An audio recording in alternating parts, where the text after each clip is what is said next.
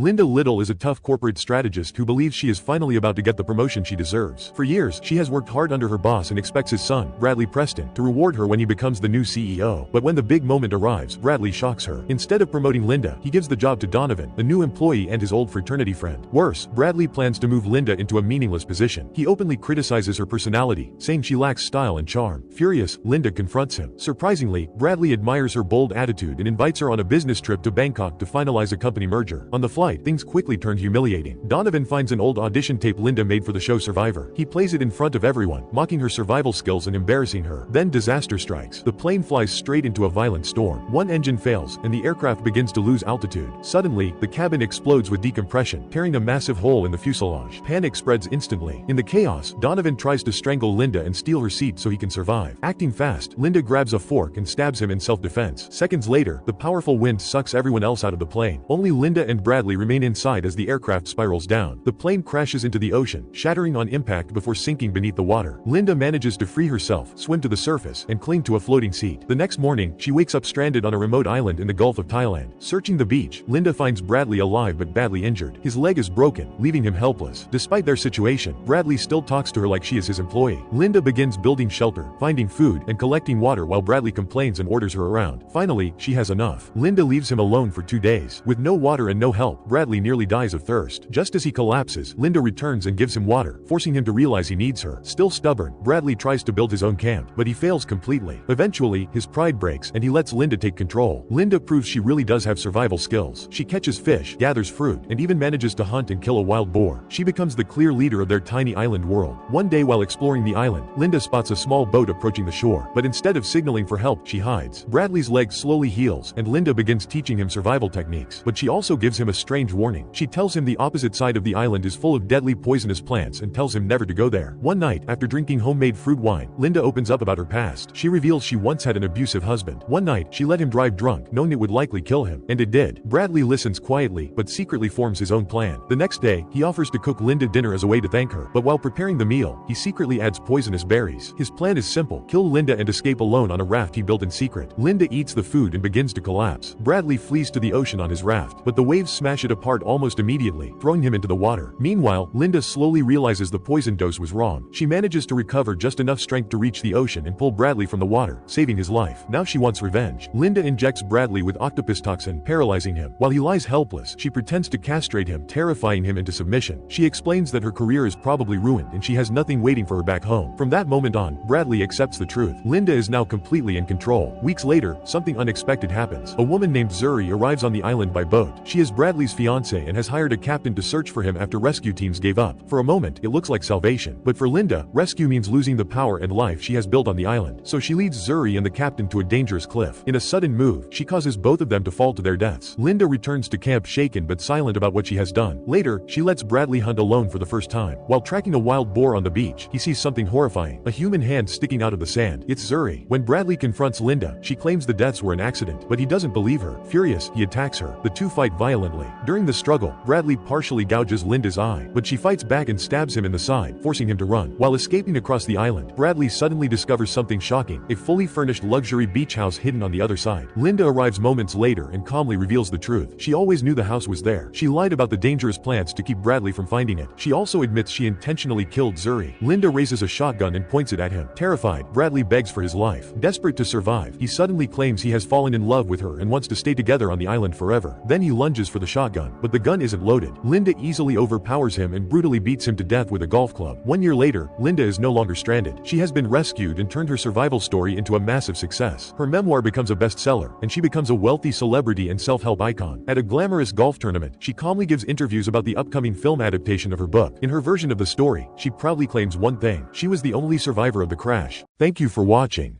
Like and subscribe for daily recap.